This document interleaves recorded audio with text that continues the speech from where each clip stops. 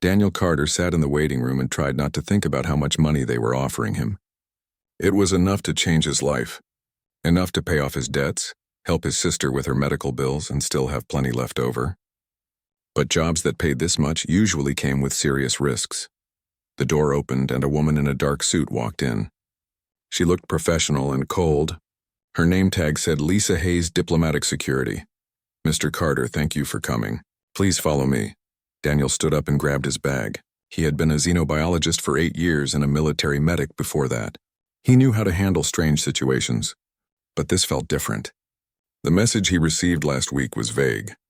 It only said that the Galactic Council needed someone with his skills for a special assignment.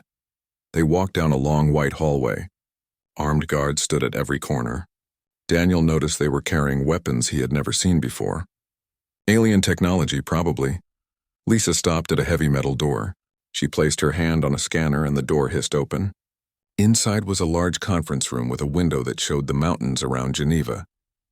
3 people sat at a table. 2 were human. 1 was definitely not. "Mr. Carter, please sit down," Lisa said. Daniel sat in the empty chair. He tried not to stare at the alien sitting across from him. It had gray skin, large black eyes, and long fingers. It wore some kind of robe with symbols he could not read. "I am Ambassador Greg Sullivan," said the older man to his left. "This is Dr. Helen Price from the Xenobiology Department, and this is Counselor Vexnor from the Galactic Council." The alien nodded slowly. Its voice came from a small device on its chest. "Greetings, Daniel Carter. We have reviewed your file. Your skills are impressive." "Thank you," Daniel said. His mouth felt dry. Greg leaned forward. "Mr. Carter, what we are about to tell you is classified at the highest level. You will sign agreements before you leave this room. Do you understand?" "Yes, sir." "Good. 3 months ago, the Galactic Council made contact with Earth's government. They offered us membership in their alliance. This is the biggest moment in human history. But there is a problem." Dr. Price tapped her tablet and a hologram appeared above the table. It showed a creature that made Daniel's heart race. It was huge, at least 8 feet tall, with a body covered in shining armor that looked like an insect's shell. It had 4 arms, each ending in sharp fingers. Its head was triangular with large eyes that reflected light in strange colors. "This is Queen Jothara of the Velkari Empire," Dr. Price said. "Her species controls 70 star systems. They are one of the most powerful civilizations in this sector of the galaxy." Daniel stared at the image. The queen looked beautiful in a terrifying way. Her armor had patterns that seemed to shift and change. Her face was alien but somehow expressive. "The queen is here on Earth," Greg continued. "She is leading the negotiations for a military alliance. We need this alliance, Mr. Carter. There is a threat coming. The Kryn swarms. They are a species that consumes everything in their path. The Council believes they will reach our system within 2 years. Without the Velkari fleet, Earth does not stand a chance," Vexnor added. "Queen Jothara must be convinced that humans are worthy partners." Daniel looked at each of them. "What does this have to do with me?" Lisa spoke up. "The Queen demanded a human caretaker, someone to attend to her needs during her stay. She has already rejected 12 candidates. Some lasted only hours. She is very particular." "Particular how?" Dr. Price frowned. "We do not fully understand Velkari psychology yet. The Queen says the previous caretakers did not have the right resonance. We think she means some kind of personality match. Your psychological profile suggests you might be compatible." "You want me to be her servant?" Daniel asked. "Not a servant," Greg said firmly. "A caretaker. You will monitor her health, ensure her environmental needs are met, and accompany her during diplomatic functions. You will be paid $2 million for 6 months of service. If the Queen accepts you," Daniel felt dizzy.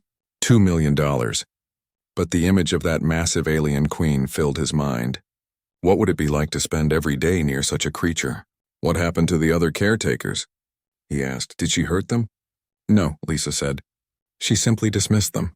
Said they were unsuitable. But Mr. Carter, you should know that the Velkari are not like the other species we have met. They are powerful, ancient, and very proud. The Queen has ruled her empire for 300 years. She does not tolerate weakness or deception. 300 years. Daniel tried to imagine living that long, watching generations of humans born and die. What would that do to someone's mind? "There is one more thing," Vexnor said. "If you accept this position, you cannot quit. Not until the Queen releases you or the negotiations end. This is a matter of diplomacy. Breaking the contract would be seen as an insult to the Velkari Empire. So I would be trapped, Daniel said. You would be committed, Greg corrected. There is a difference. We believe you can do this, Mr. Carter. Your military background shows you can handle stress.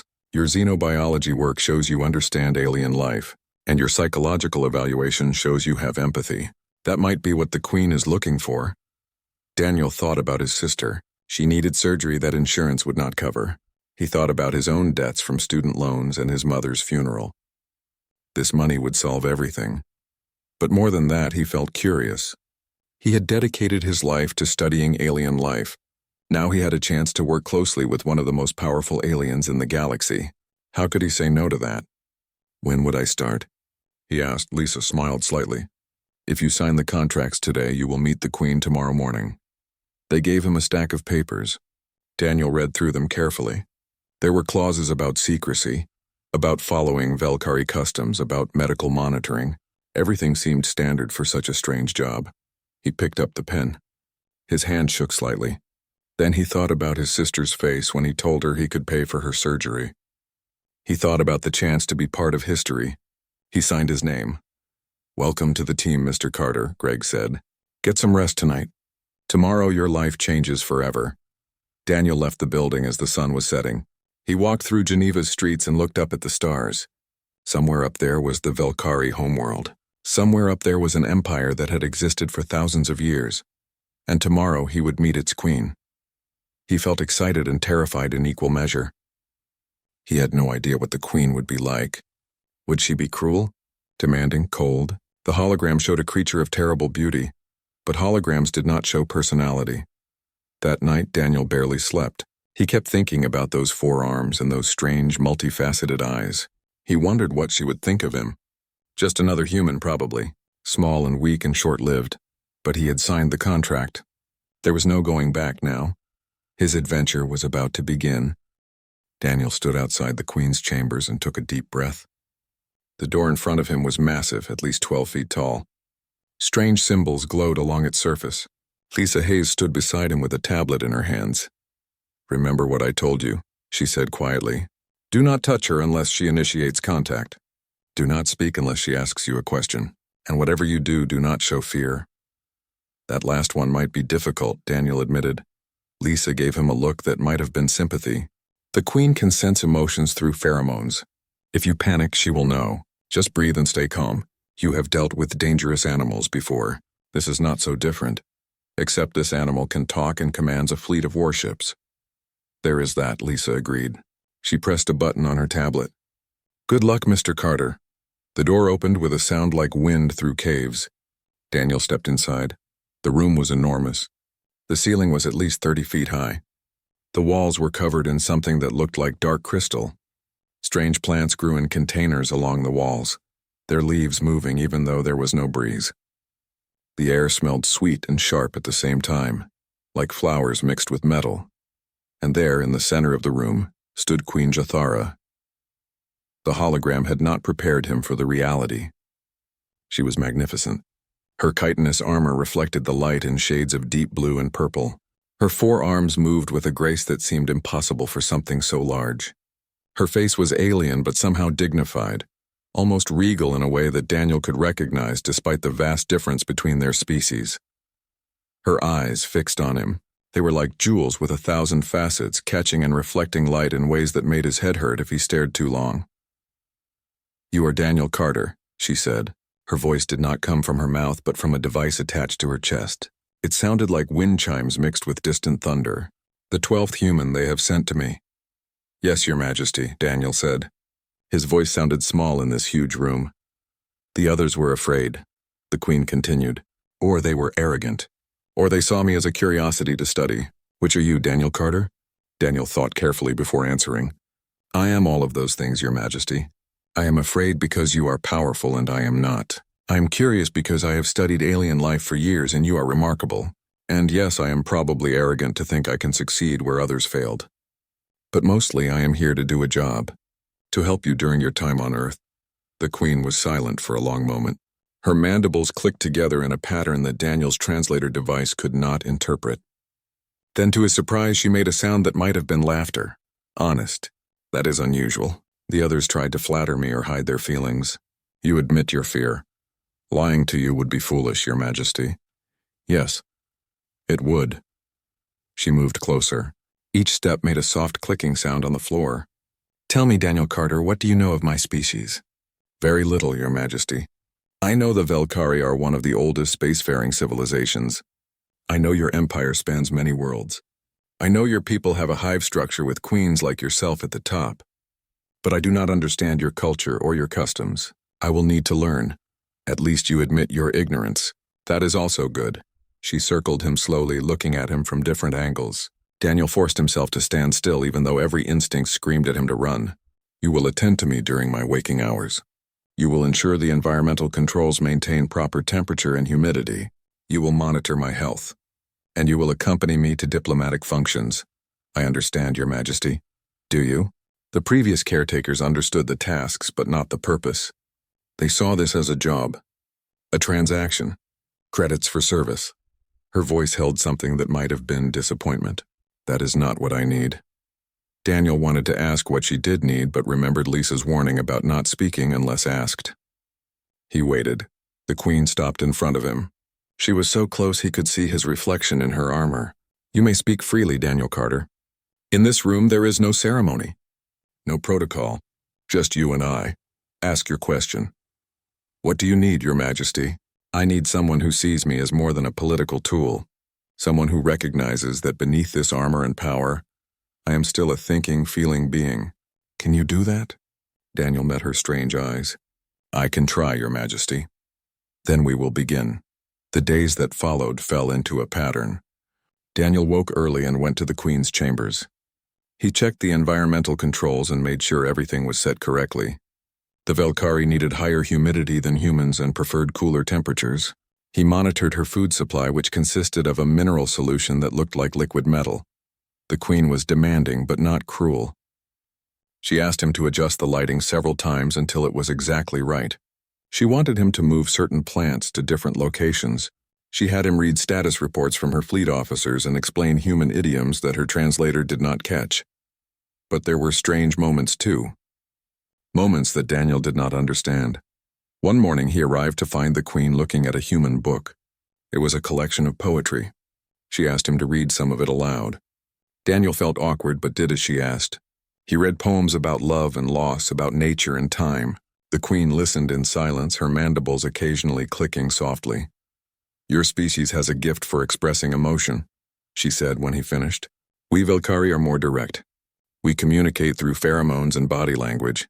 But there is something beautiful in your words. Thank you, Your Majesty. Do you write poetry, Daniel Carter? No, Your Majesty. I am a scientist. I deal in facts, not feelings. Perhaps you should try. Facts alone do not tell the whole story. Another time, during a diplomatic session, the Queen had him stand directly behind her throne. It was unusual. Other caretakers stayed to the side or in the back of the room. But she insisted. During a break in the negotiations, she turned to him and asked his opinion on what the human diplomats had said. I do not think my opinion matters, Your Majesty. I asked for it, so it matters. Speak. Daniel hesitated, then gave his honest assessment. He thought the human diplomats were being too aggressive, pushing for concessions that the Velkari would never accept. The Queen listened carefully and then adjusted her own position in the next session. The negotiations went more smoothly after that. But the strangest moment came during what the Queen called her meditation cycle. Daniel had been told to leave her alone during these periods. But one evening she asked him to stay. Sit there, she said, pointing to a cushion near her resting platform. Do not speak. Just be present. Daniel sat. The Queen settled onto her platform, her forearms folding in a complex pattern. The lights dimmed. For an hour they sat in silence. Daniel could hear the Queen's breathing, slow and steady. He could smell the sweet, sharp scent of her pheromones changing as she relaxed. It was intimate in a way that made him uncomfortable. This was not part of his job, but he did not dare leave. When the hour ended, the Queen stirred. Thank you, Daniel Carter. For what, Your Majesty? I did nothing. Exactly. You were simply present. You did not try to fill the silence with meaningless words. You did not fidget or show impatience. You just existed alongside me. That is rare. Daniel did not know what to say to that. The breakthrough came a week later. Daniel was adjusting the temperature controls when he noticed the Queen touching one of her plants. Her movements were gentle, almost tender. It reminded him of how his mother used to care for her garden. "That plant is beautiful, Your Majesty," he said without thinking. The Queen turned to him. "You think so?" "Yes, the way the leaves catch the light. And the smell is pleasant. This is a memory flower from my home world. It releases pheromones that carry emotional imprints. This one holds memories of my youth before I became queen, when I was simply Jathara." It was the first time she had spoken her name without the title. Daniel felt like he had glimpsed something private. "It must be hard," he said softly. "Being queen, always having to be perfect and strong, never just being yourself." The Queen was silent for a long moment. Her mandibles clicked in that pattern he still could not read. "You understand more than the others did. Perhaps that is why you are still here." "Your Majesty, may I ask a question?" "You may." "What do you want from me, really?" "Because I feel like there is something more than just monitoring your health and adjusting the environmental controls." The Queen moved to the window. She looked out at the Earth sky, at the clouds and the distant mountains. "I am lonely, Daniel Carter. I have been queen for 300 years. I have commanded fleets and ruled worlds, but I have no friends. No one who sees me as Jathara instead of Queen Jathara. Do you understand what it is like to be surrounded by people who fear you or worship you, but never simply know you?" Daniel thought about it. "No, Your Majesty. I cannot imagine that. I thought not. But I see something in you. A kindness, a willingness to treat me as a person despite everything that separates us. That is what I need from you, Daniel Carter. Not just your service. Your companionship." Daniel felt something shift in his chest. This was not what he expected when he took this job. But looking at this powerful ancient being who was confessing her loneliness, he found himself wanting to help. "Then that is what I will try to give you, Your Majesty," he said. The Queen turned to him. If he did not know better, he would have thought she was smiling. "Thank you."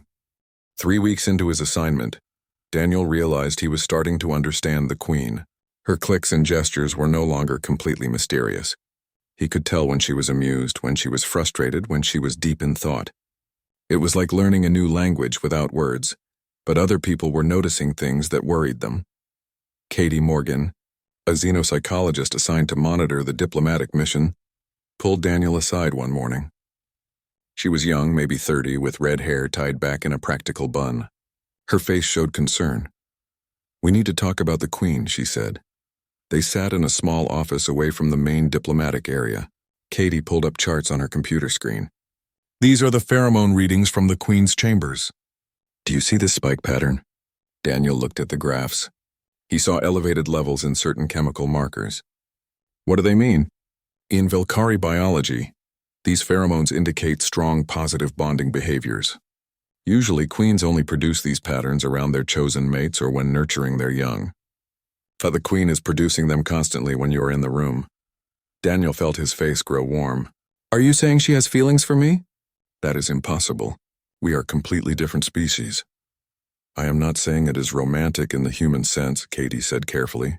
"But the Queen is clearly forming a deep attachment to you. This is unprecedented.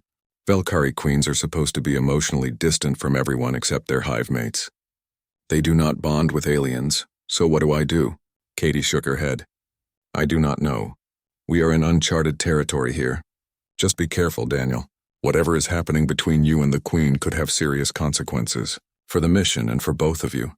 Daniel thought about Katie's warning as he walked back to the Queen's chambers. Was he doing something wrong? He was just being friendly, treating her with respect. Was that enough to cause this kind of reaction? The Queen was waiting for him. She seemed agitated, her arms moving in quick, sharp gestures. "Your Majesty, is something wrong?" "Sit, Daniel Carter." "I must explain something to you. Something about my kind that your people do not understand." Daniel sat on the cushion that had become his usual spot. The Queen settled onto her platform, but she did not relax. Her armor seemed to shimmer with tension. "You know that I have ruled for 300 years, but do you know what that means? The loneliness of it? You mentioned that before, Your Majesty." "I mentioned it, but I did not explain. Let me tell you about Velkari society. We have hives, yes. Thousands of workers and warriors and drones. They all have purpose and connection. They feel the unity of the hive mind. But queens are separate, we must be. We cannot lose ourselves in the collective. We must remain individual to lead. Daniel listened carefully. The queen's voice through the translator sounded sadder than he had ever heard it. We live for centuries while those around us age and die within decades. We watch generations pass like seasons. We form the structure of our society, but we stand outside of it. Do you understand? We are the most powerful beings in our culture, but also the most isolated. That sounds terrible, Your Majesty. It is the burden of leadership, but it is more than that. Velkari queens mate only once per century, and even that is a formal ritual, not a personal connection. We do not have friends. We do not have confidants. We have advisors and servants and subjects, but no one who simply cares for us as individuals. Daniel began to understand. And you came to Earth looking for something different? Yes. The queen's mandibles clicked rapidly. I have been studying your species for years, Daniel Carter. Humans fascinate me.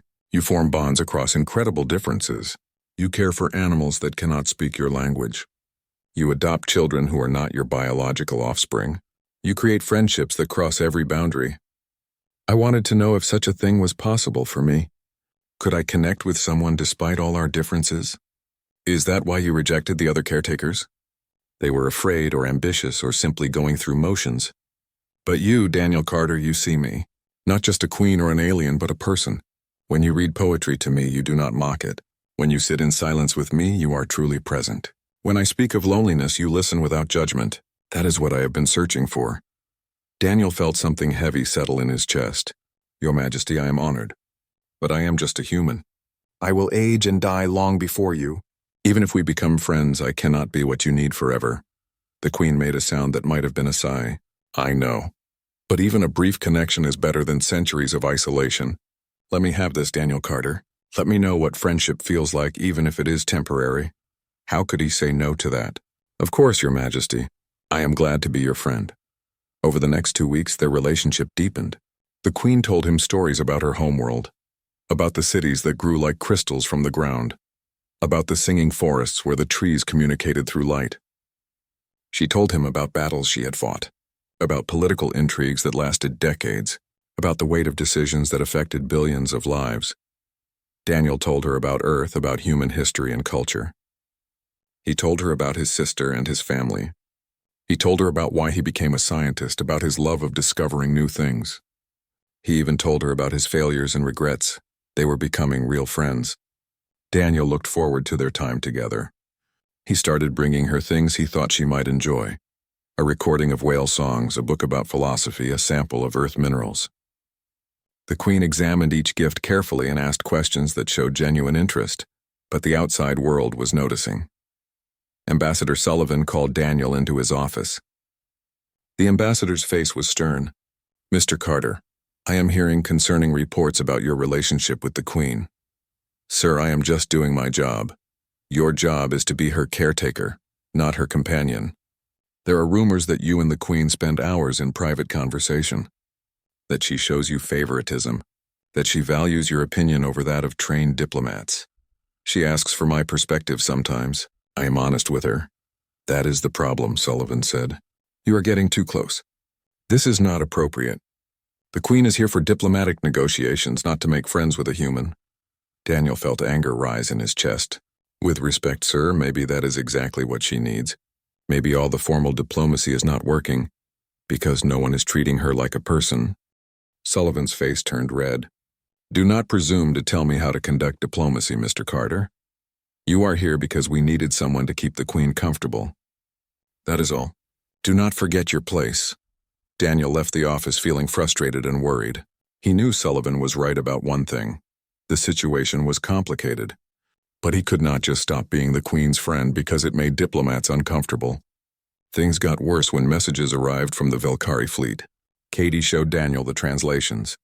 They were from 3 of the queen's subordinate nobles. The messages were formal, but the meaning was clear. They questioned the queen's judgment.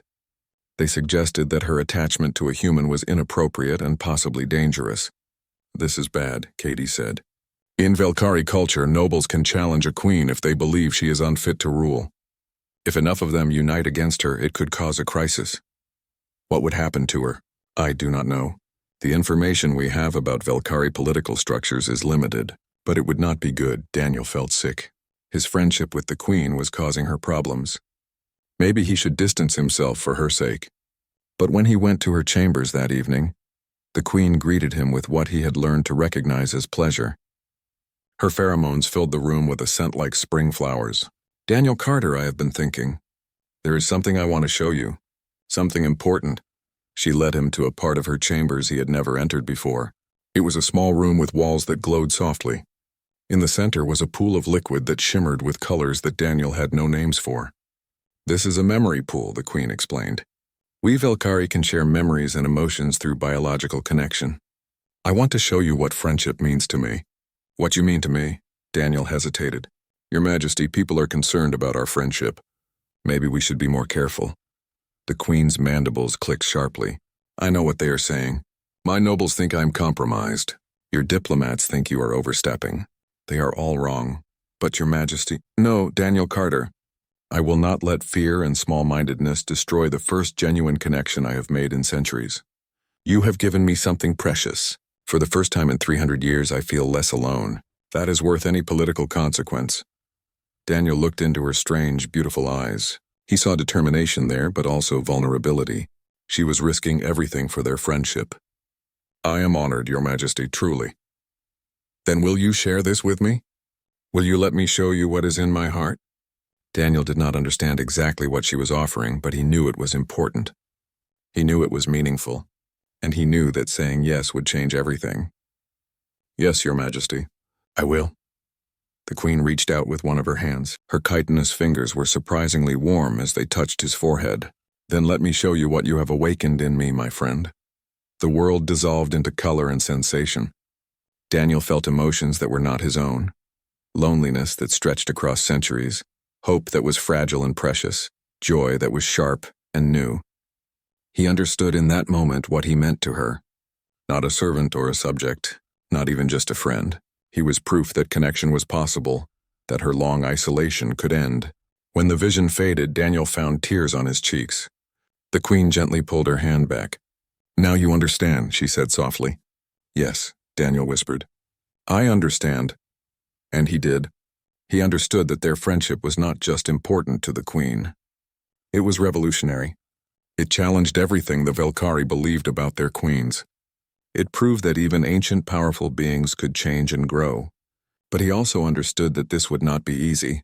There would be consequences. There would be opposition. Their friendship would be tested in ways neither of them could predict. Still, looking at the queen's face, seeing the hope there, Daniel knew it was worth fighting for. The diplomatic compound was tense. Daniel could feel it the moment he arrived that morning. Guards stood at positions they had not occupied before. Staff members whispered in corners and went silent when he passed. Something had changed overnight. Lisa Hayes met him before he could reach the Queen's chambers. Her face was grim. We have a problem. A big one. She led him to a conference room where Ambassador Sullivan and Dr. Price waited. A hologram display showed news feeds from across Earth. The headlines made. Daniel's stomach drop, alien queens. Inappropriate relationship with human. Caretaker. Velkari nobles question Queen's fitness to rule. Is Earth's alliance at risk because of one man? Someone leaked information about you and the Queen, Sullivan said. His voice was cold with anger. Now it is everywhere. The media is having a field day. They are calling it everything from a scandal to a security threat. Daniel felt like he had been punched. I did not do anything wrong. We are just friends. The problem is not what you did, Dr. Price said more gently. The problem is how it looks. People do not understand Velkari culture. They are making assumptions, and some people are using this to argue against the alliance. Lisa pulled up another screen. It gets worse. 3 of the Queen's nobles have formally challenged her authority. They claim she has been compromised by her attachment to you. They are demanding she return to the fleet and submit to a ruling council. What does that mean? If a Velkari queen is deemed unfit to rule, the nobles can remove her power. She would no longer be queen. Someone else would take her place. Lisa's expression was sympathetic. And the new queen might not want an alliance with Earth. Daniel's hands clenched into fists. This is my fault. I should have been more careful. It is not about fault, Sullivan said sharply. It is about damage control. The queen has been summoned to meet with her nobles on their flagship. That meeting happens in 6 hours. You will not accompany her. But I am her caretaker, not anymore. Effective immediately, you are relieved of duty. Another caretaker will take your place. Daniel stood up. No, I need to see her. I need to explain. Mr. Carter, you are making this worse. The best thing you can do is stay away from the queen. Let the diplomats handle this. Sullivan's tone left no room for argument, but Daniel did not care about orders anymore. He walked out of the conference room and headed straight for the queen's chambers. Guards tried to stop him, but he pushed past them. The doors to her rooms were locked, but he pounded on them until they opened. The queen stood in the center of her chamber. She looked different somehow. Smaller, despite her size. Her armor seemed duller. When she saw Daniel, her mandibles clicked and what he had learned was distress. You should not be here, Daniel Carter. I know what is happening. I know they are blaming you because of me. I am sorry. I never wanted to cause you trouble. The queen moved closer. Do not apologize. I do not regret our friendship. I only regret that others cannot understand it. What will you do? Will you submit to the ruling council? I do not know. If I refuse, it could mean civil war in my empire. Many would die, but if I submit, I may lose everything I have built, and I will certainly lose you. Daniel felt something break in his chest. There has to be another way. If there is, I have not found it. The queen touched his face gently with one of her hands. Her chitinous fingers were cool against his skin. You have given me a great gift, Daniel Carter. You showed me that connection is possible. That even a queen can have a friend. I will treasure that memory even if we are separated. I will not let them take you away. You cannot stop this. You are only human. There was no insult in her words, only sad truth. Before Daniel could respond, Lisa Hayes burst into the room. The nobles are here early. They are demanding to see the queen immediately. The queen straightened. Her armor seemed to brighten, reflecting her will to be strong. Then I will meet them. Daniel Carter, you must leave now, please. No, I am coming with you. Daniel, you said we are friends. Friends stand together. Let me be there with you. The queen was silent for a long moment. Then she nodded. Very well. But stay behind me. Do not speak unless I give permission. They walked together through the compound. Daniel could feel people staring. He ignored them. All that mattered was supporting the queen. The meeting room was enormous. 3 massive holographic projections showed the faces of the Velkari nobles. Each one was similar to the queen in appearance, but their armor was darker, their expressions harder. One of them, with armor that looked like black glass, spoke first. Queen Jathara, we have come to formal challenge. You have violated the principles of queenship. You have formed an inappropriate bond with an alien creature. You have placed personal desire above the needs of the Empire. The queen's voice was steady. I have done what I believed was right. Forming connections with other species is how alliances are built. Another noble, this one with silver armor, made a dismissive gesture. Alliances are built through strength and shared interest, not through personal attachment. You have become weak, Jathara. You care more for this human than for your own kind. That is not true. I care for my people above all else, but I also care for this human who has shown me kindness and understanding. These feelings do not conflict. The third noble, whose armor was deep red, spoke with barely controlled anger. You have made a mockery of our traditions. Queens do not have friends. Queens do not show vulnerability. Queens do not need companionship from inferior species. Your behavior is disgraceful. Daniel felt rage building inside him. He wanted to shout at these nobles to defend the queen. But he stayed silent as she had asked. The black-armored noble continued. We demand that you return to the fleet. You will submit to the judgment of the ruling council. If you refuse, we will be forced to declare you unfit. A new queen will be chosen.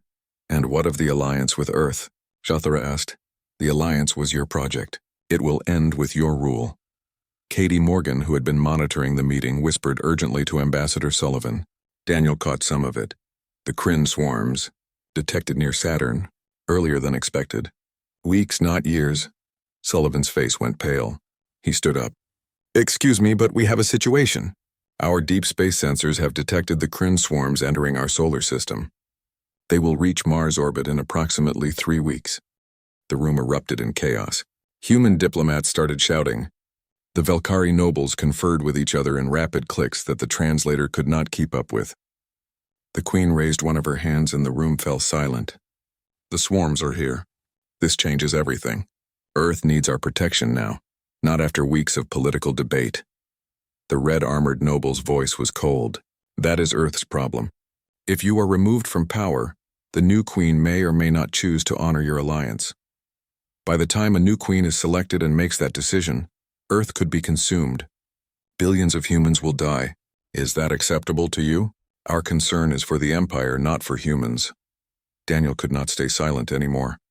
He stepped forward before anyone could stop him. Then you are cowards. The nobles turned their attention to him. Their eyes glittered with anger.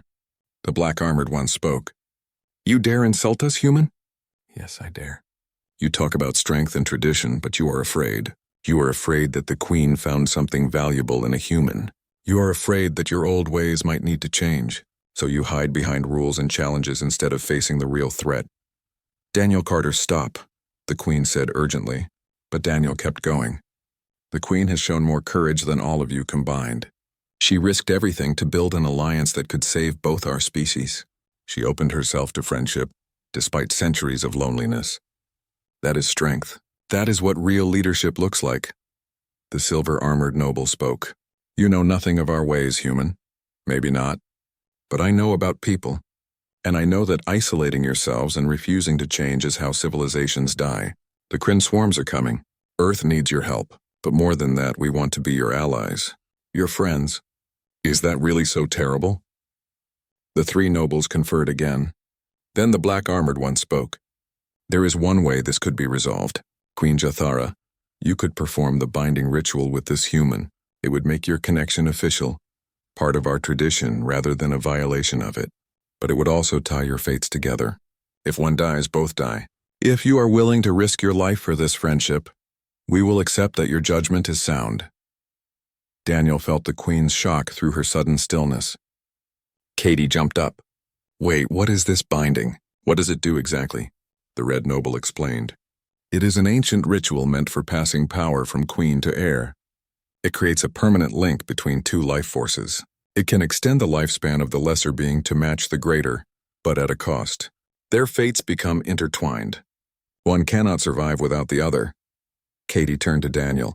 Do you understand what this means? If you do this, you could live for centuries like she does. But if something happens to her, you die too. And if something happens to you, she dies. It is permanent. There is no going back. Daniel looked at the queen. She was staring at him with those multifaceted eyes. He could see hope and fear mixed together. He thought about what she had told him. About 300 years of loneliness. About watching generations pass while standing apart. About finally finding one person who understood her. He thought about the Kryn swarms coming toward Earth. About billions of people who would die without the Velkari fleet's protection. About his sister and all the other humans who depended on this alliance. But most of all, he thought about friendship. About what it meant to truly stand with someone. To share their burden. To say that their life mattered as much as your own. I will do it, Daniel said.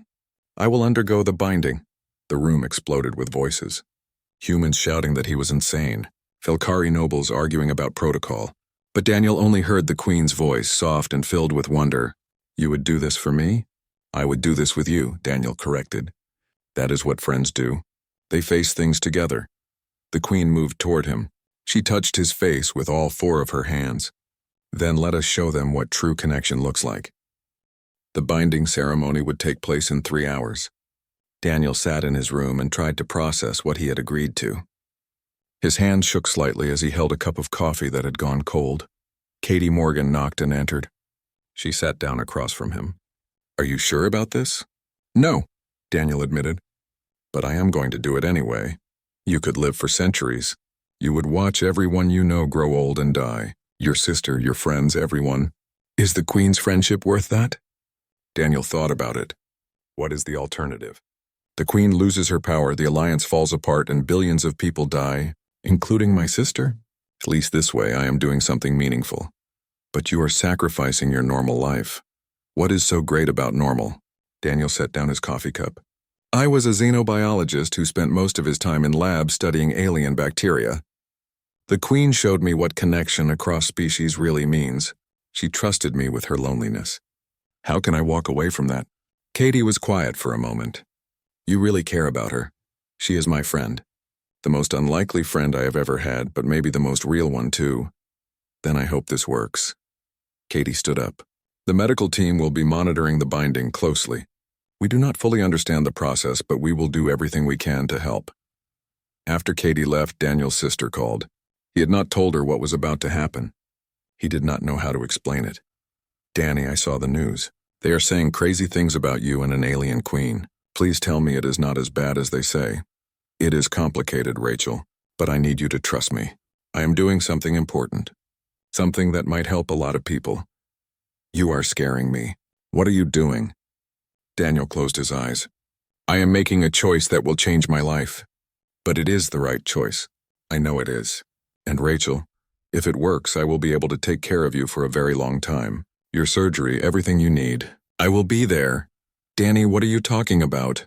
I have to go. But I love you. Remember that? He ended the call before she could ask more questions. Then he walked to the ceremony chamber. The room was filled with people, human diplomats, Velkari nobles watching through holographic projection, scientists with monitoring equipment and guards everywhere. In the center was a circular platform with strange symbols carved into it. The symbols glowed with a soft blue light. Queen Jathara stood on the platform. She had removed some of her armor, revealing the softer tissue beneath. It made her look vulnerable in a way Daniel had never seen. Lisa Hayes approached him. This is your last chance to back out. Once the binding starts, there is no stopping it. I understand. Do you? Daniel, this is not just about living longer. The binding will create a permanent empathic connection. You will feel her emotions. She will feel yours. You will never be truly alone again, but you will never be truly separate either. Some people would call that beautiful. Others would call it terrifying. Daniel looked at the Queen. She was watching him with those strange, multifaceted eyes. He saw hope there and fear and something that might have been love in whatever form her species understood it. I am ready, he said. He walked onto the platform. The Queen reached out and took his hands. Her chitinous fingers were warm. Daniel Carter, do you understand what you are about to do? I am choosing friendship over fear, connection over isolation. I am choosing to stand with you no matter what comes. The Queen's mandibles clicked softly. You honor me beyond words. I have lived for 3 centuries and never met anyone like you. Your species is young and your lives are brief. But you have taught me more about courage and compassion than I learned in all my years of rule. Ambassador Sullivan stepped forward. He looked old and tired. If you do this, Mr. Carter, you become something unique in human history. The first human to undergo an alien biological bonding. There will be questions, studies, possibly restrictions on your freedom. Are you prepared for that? I stopped caring about normal the day I met the Queen, Daniel said. The black-armored noble spoke from his hologram. Queen Jathara, if you perform this binding, we will accept your judgment and support the alliance with Earth. But we will be watching. If this human proves unworthy, there will be consequences. He will not fail, the Queen said simply. I trust him with my life. That is what the binding means. She turned to Daniel. The ceremony requires that we speak our intentions. I will go first. Daniel Carter, I offer you the binding. I offer to share my life force with yours, to extend your years to match mine, to create between us a connection that death itself cannot break. I do this freely and with full knowledge of the consequences. Do you accept? Daniel felt the weight of the moment. Everyone was watching. The fate of 2 species might depend on his answer. But when he looked at the Queen, he saw only his friend, a being who had been alone for so long and had finally found someone who understood her. I accept, he said clearly. I offer myself to the binding. I offer to share my life with yours, to stand beside you for as long as we both exist, to be your friend and companion through whatever comes. I do this freely and without reservation. The Queen nodded. She began to glow. The light started in her chest and spread outward through her body. It was beautiful and terrifying at the same time, like watching a star being born.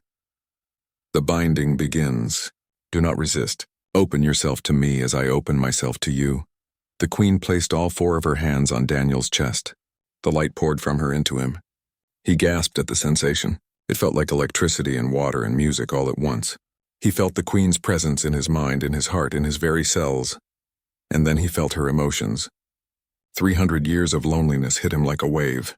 The weight of ruling an empire, of making decisions that affected billions, of standing apart from everyone around her. But also her strength, her wisdom, her deep capacity for caring that she had been forced to suppress for so long. He pushed back, opening himself to her. His human emotions flooded into her. His fear and hope, his love for his sister, his curiosity about the universe, his simple joy at small things like a good meal or a beautiful sunset. All the messy, wonderful, complicated feelings that made him human. The two life forces intertwined. Daniel felt his body changing. His cells restructuring, his lifespan extending to match hers. It was not painful, but it was overwhelming. He would have fallen if the Queen had not held him steady. The light grew brighter until everyone in the room had to look away. Then suddenly it faded. Daniel and the Queen stood together on the platform. They were still separate beings, but something fundamental had changed. Daniel could feel her presence in the back of his mind, like a warm light that would never go out. And he knew she could feel him too. "It is done," the Queen said softly. "We are bound." The Velkhari nobles were silent for a long moment. Then the black-armored one spoke. "We have witnessed the binding. It is legitimate. Queen Jathara's judgment stands. The alliance with Earth will proceed." The room erupted in noise. Some people were cheering. Others were arguing. Scientists rushed forward with scanners to check Daniel's vital signs. But Daniel barely noticed. He was focused on the Queen. "How do you feel?" he asked. "Less alone," she said simply. "For the first time in 300 years, I am not alone. Neither am I." Over the next 3 days, preparations began for the defense against the Kryn swarms. The Velkhari fleet moved into position around Earth. Human military forces coordinated with alien commanders. It was chaos, but it was organized chaos. Daniel discovered that the binding had changed more than just his lifespan. He could sense the Queen's emotions even when they were in different rooms. More than that, he could understand Velkhari communication patterns instinctively. The clicks and pheromones that had been mysterious before now made perfect sense. The Queen experienced similar changes. She began to understand human emotions in ways that no translator could provide. She could sense the fear and determination of the human commanders. She could feel the hope and worry of civilians watching the sky for the coming threat. Together they became something new. Not human and not Velkhari, but something in between. A bridge between species. When the Kryn swarms arrived, Daniel stood beside the Queen on the command deck of her flagship. Through their connection, they coordinated the defense perfectly. The Queen's strategic knowledge combined with Daniel's human intuition. They anticipated enemy movements and adapted tactics faster than either species could have alone. The battle lasted 3 days. It was brutal and costly, but humanity and the Velkhari fought together and slowly they pushed the swarms back. Ships from both fleets worked in coordination, covering each other's weaknesses, maximizing each other's strengths. When the last swarm ship was destroyed, a cheer went up across the combined fleet. Daniel felt tears on his face. They had done it. Earth was safe. The Queen touched his shoulder gently. "We won because we stood together. That is what you taught me, Daniel Carter, the strength of connection." Ambassador Sullivan approached them. He looked different than before. Less rigid. "Mr. Carter, Queen Jathara, I owe you both an apology. I did not understand what you were building, but I see it now. This alliance works because of friendship, not despite it." In the weeks that followed, Daniel and the Queen became symbols of the new relationship between humans and Velkhari. The media that had criticized them before now called them heroes.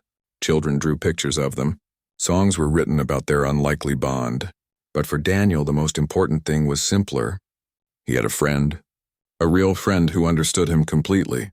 Someone he would stand beside for centuries to come. One evening, they stood together on an observation deck, looking at Earth and the Velkhari homeworld displayed side by side on screens. "Do you regret it?" the Queen asked. "Giving up your normal human life?" Daniel thought about it. "No, normal is overrated. I would rather have this. Adventures and challenges and knowing that I am making a difference. And most of all, having a friend who will be there through all of it. I feel the same. You have given me a gift beyond measure. Not just companionship, but hope. Hope that different beings can understand each other. Hope that loneliness does not have to be permanent. Hope that even ancient queens can still learn and grow. What happens now? Daniel asked. Now we live. We explore. We help our peoples learn from each other. We face whatever challenges come together. The queen's mandibles clicked in what Daniel now recognized as a smile. We have centuries ahead of us, my friend. Let us make them count. Daniel smiled back. Sounds good to me. As they stood there, two beings from different worlds bound together by choice and friendship, the stars seemed a little less distant. The universe seemed a little less cold, because they had proven something important. That connection was possible across any divide. That friendship could overcome any difference. That caring for someone else was the most powerful force in the universe. Daniel Carter had been hired to care for an alien queen, but what he found was so much more. He found purpose, adventure, and a friendship that would last forever. He had shown that humanity's greatest strength was not technology or weapons, but the willingness to reach out across the void and say, "You do not have to be alone." And in doing so, he had changed two civilizations forever. The end was really just the beginning. Daniel and Queen Jathara had centuries ahead of them. There would be more challenges, more adventures, more opportunities to bridge the gap between their peoples. But they would face it all together, bound not just by biology but by genuine affection and respect. That was the hidden desire the queen had carried for so long, not to be feared or worshipped or obeyed, but simply to be known and understood. Daniel had given her that gift, and in return she had given him a life beyond anything he could have imagined. Together, they proved that the most human thing of all was the refusal to accept that anyone should face the universe alone. Even alien queens needed friends. Even ordinary humans could become extraordinary, and friendship, real friendship across all boundaries, was worth any price.